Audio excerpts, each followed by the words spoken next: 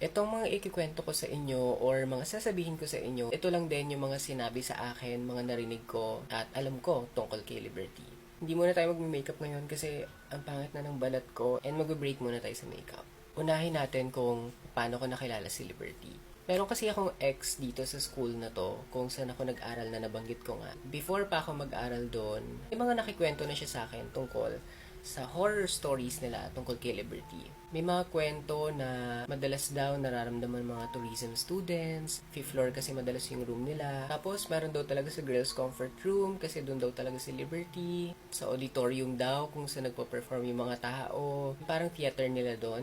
Iba-ibang stories, iba-ibang encounters. Nung freshman ako sa school na to, meron akong professor sa isang major ko. Hindi masyadong seryoso yung usapan namin or topic namin that day. Out of nowhere, napunta kami sa usapang horror. Tapos biglang pumasok sa isip ko si Liberty. So, tinanong ko siya, "Sir, kilala mo ba si Liberty?" Then, tumingin siya sa akin ng matagal, as in nakaupo ako, tapos ang tagal niya nakatitig na ganyan, parang paside yung tingin niya. Sabi niya, "Paano mo nakilala si Liberty at saan mo siya narinig?" Sabi ko pa noon sa professor ko. Marami na po kasi ako narinig tungkol sa kanya. Sabi kasi nung ex ko na nag-aaral dito. Tapos yung mga blockmates ko noon, parang medyo nagulat sila kasi wala silang background kay Liberty. So, kinulit nila yung professor namin na magkwento.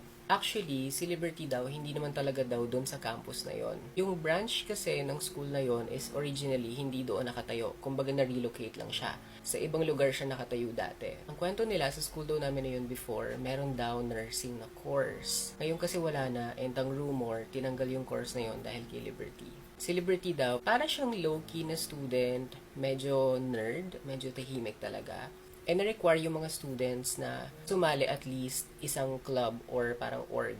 Iba nga medyo nerd siya, pero surprisingly, sumali siya sa performing arts. Sila yung mga dancer, mga singer, mga nagda-drama sa stage, mga nagpa-perform pag may events. Sumali siya doon and normal naman lahat.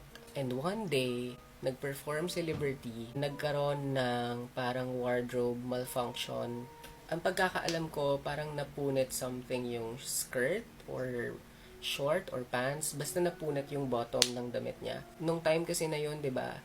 Ang bullying sa atin, parang hindi pa naman masyadong na-address. Parang nung time na yon, ang reaction ng tao, hindi concerned. It's more of natawa sila or nag-worry sila. Ang reaction na nangyari kay Liberty is more leaning sa pinagtawanan siya. After noon, nawasak yung confidence, liberty, and everything. Bumalik siya sa kung sino siya before na hindi masyadong nakikihalubilo, hindi loud, hindi performer. Ang kwento is palagi siyang tumatambay sa 5th floor ng campus, sa comfort room ng girls. Kaya kinikwento nila na talagang sa girls' comfort room siya naglalagi. May mga nagsasabi na si Liberty daw nagpakamatay daw dun sa comfort room ng campus mismo, pero pinagtakpan lang ng school. And meron din mga nagsasabi na nagpakamatay siya at home or somewhere else, pero yung soul niya was naiwan sa campus na yon kasi doon siya nawasak, basically. Then after noon, tinanggal na yung course na nursing, na-relocate yung school kung saan siya nakatayo ngayon.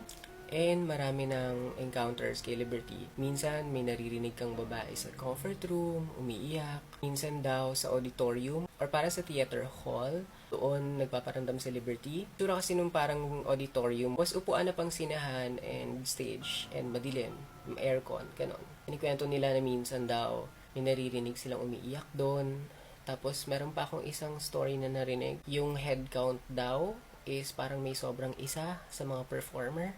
Tapos biglang naging okay ulit. Something ganon. Nung time namin, there's no way na magbubukas yung elevator sa 5th floor kasi nga, hindi siya available. Pero there are rumors na pag nag-elevator ka mula 6th floor, 7th floor, or 8th floor pababa, madalas nagbubukas daw talaga sa 5th floor.